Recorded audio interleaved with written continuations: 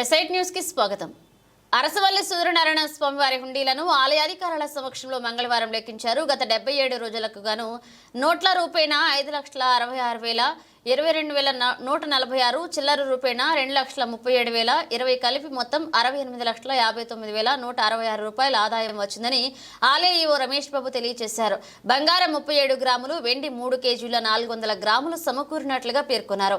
విదేశీ మారక ద్రవ్యం నోట్ల రూపేణా యునైటెడ్ స్టేట్స్ ఆఫ్ అమెరికా డాలర్లు 16, లిరసీ 1, బ్యాంక్ ఆఫ్ ఇంగ్లాండ్ 1, జహెంగు రెమింగ్ ఇంహాంగ్ 1, bank of South Sudan 1, Australia 1, Bhutan 1, United Arab Emirates Central Bank 1, bank కువ్వా కన్యా 1 వచ్చాయని తెలియజేశారు.